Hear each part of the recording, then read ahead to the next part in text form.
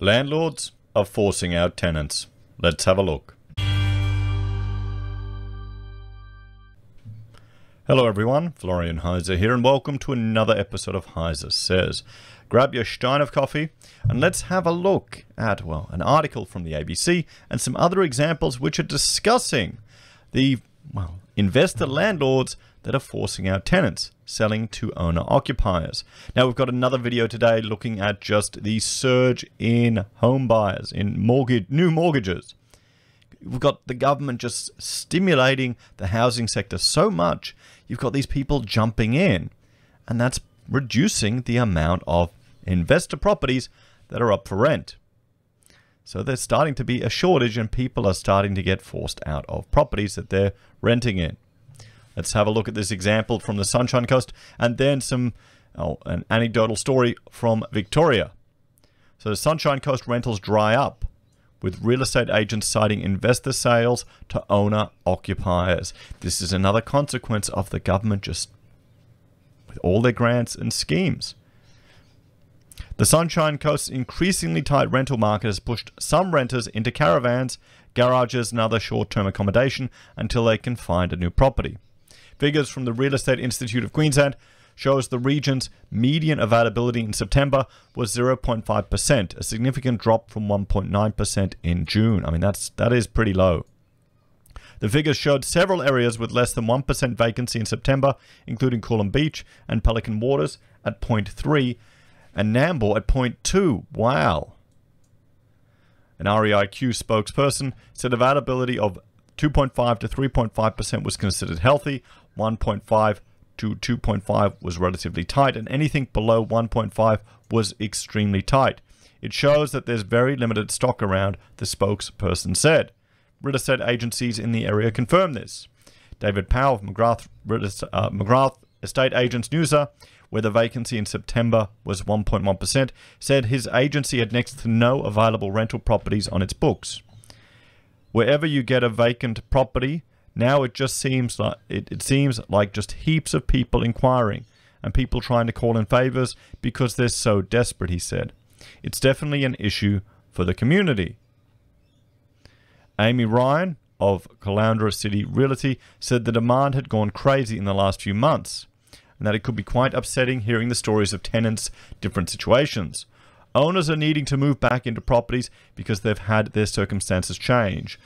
See, that's another example. You've got investors selling to property buyers. Often, a lot of them seem to be home owners, first home buyers, taking advantage of the grants and the support. Or you've got investors who maybe they were rent vesting or they've had to sell their primary residence and they want to move into their rental property. Or say the owner's lost their job and they need some extra money, so they've had to sell that property, and that's gone to an owner-occupier. So the tenant can no longer stay in the property, she says. It's quite sad to see, really. Well, this is what happens. So temporarily moving into a caravan. Talitha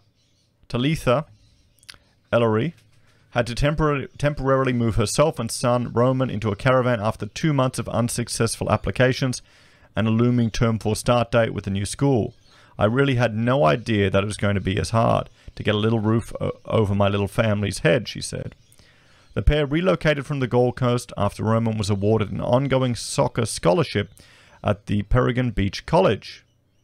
Having been with her last agent for 4 years, with all her tenant history ledgers and reliable employment history to show, Miss Ellery did not expect the rental search to be so challenging. This is the thing, when it gets in a tight market. I remember the last time we were looking here in Brisbane, it was just insane. You had to pretty much make an offer on the spot. I had to offer more than they were asking. Yeah.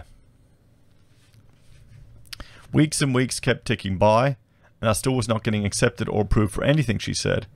And that's when, after a few conversations with real estate agents, I realized the demand in what's happening up here.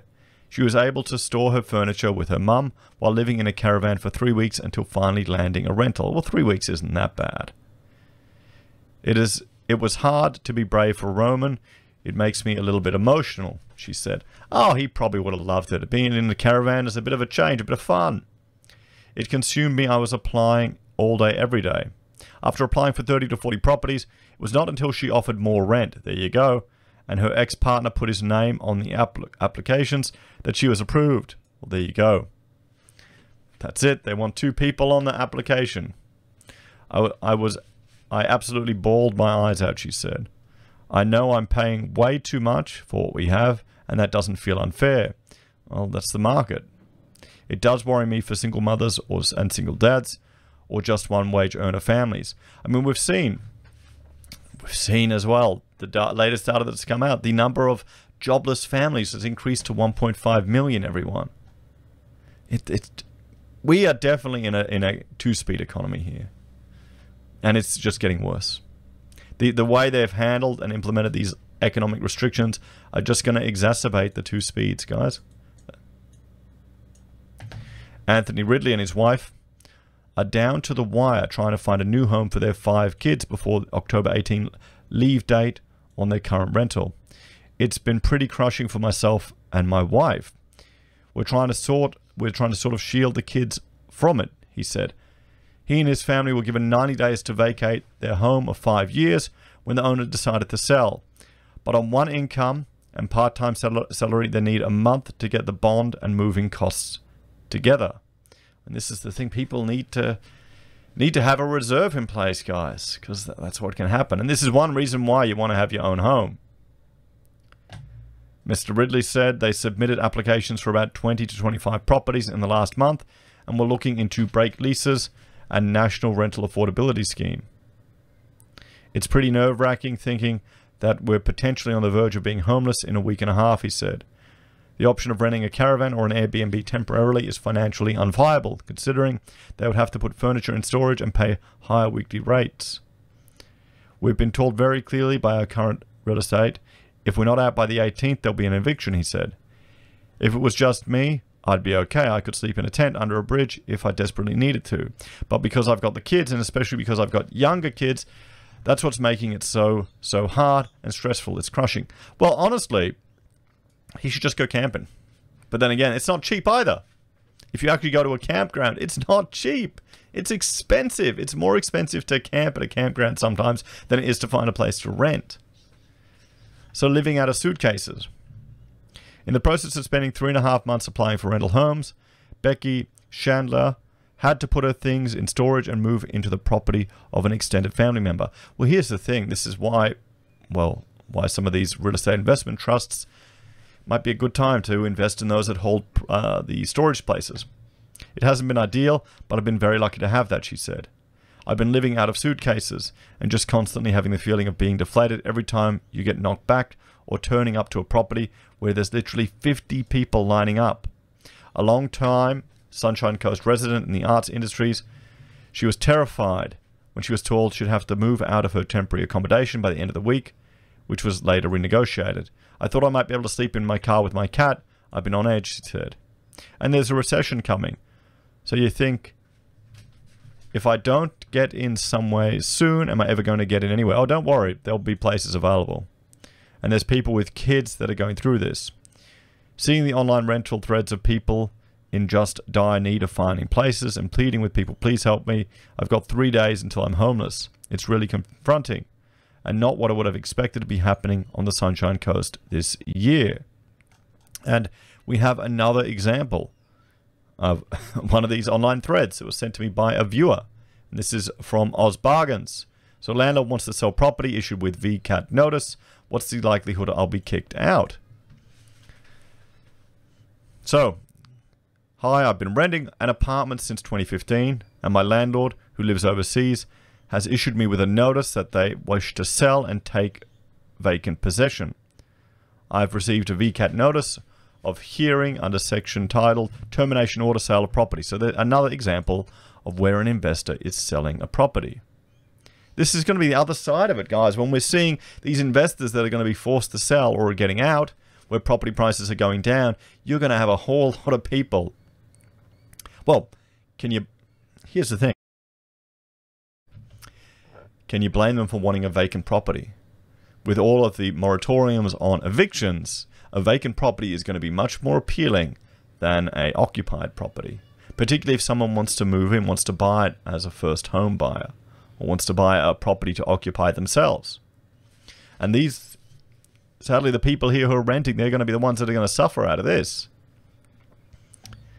So, I've received VCAT notice of hearing under section title termination order sale of property. My situation: living in a 2-bedroom apartment with my wife and baby. Currently working from home. Wife currently unable to work due to restrictions. Oh, this is tough. Being forced to move out would be a pretty big inconvenience and obviously financially costly. Paying for movers, cleaners, taking time off work, finding a new place, and signing a lease. So he's referring to the VCAT site. The site says it is no longer possible for a landlord to give a tenant notice to vacate a rented premises. However, it also lists a valid reason for a landlord to request vacant possession as the reason given: sale of property. So the questions that they're asking the forum. Just wondering if anyone has experienced this during the COVID times, and wondering what the chances are of the magistrate deciding they aren't allowed to force us out. Or is it a fait accompli that the magistrate will tell us that we have to leave in 60 days, based on the facts mentioned above, personal family circumstances and the current situation, making it difficult to find a new place. If VCAT is unlikely to kick me out, then as an alternative option, would you think it's reasonable for me to suggest an agreement direct with the landlord, e.g. I will agree to move out by a certain date if he waives my rent for 45 days. Why would he do that? Why would he do that? From the VCAT form, the landlord is seeking to terminate a termination order, either 60 days from the hearing date or a date agreed with the tenant, whichever is earlier. So here we go. Sounds like your landlord, and here's some of the responses, sounds like your landlord is in some real financial pain and has to force sell the apartment. Be a better person, do option 2, and negotiate to pay 50% rent. I mean, there's the thing, guys. You're going to get these landlords that are going to cop it, and all these people renting are going to be stuck in the middle. So in response to that, to be fair, the landlord does not need to negotiate. He has legal grounds to ask the tenant to leave. Whether the tenant agrees to move or not in X days doesn't mean a thing, as he has been served the correct notice. To original poster, your chances of staying on depend on whether the new owner wants to live there or will rent it out as an investment. If they want to rent it out, then you have a good chance of staying if you have a history of 5 years. Presumably, if you've been there that long, you have a record of on-time payments. If he's renting, it'd be silly to try for someone else, unless you're paying less rent than they believe they can get. Yeah, that's the thing. And the response was that, you know, they were asking for free rent. This might turn out to be a blessing in disguise. I would ask for a couple of weeks free rent to help pay for moving. How would 50% rent help the landlord's real financial pain? I assume it's a typo, you mean 150 anyway.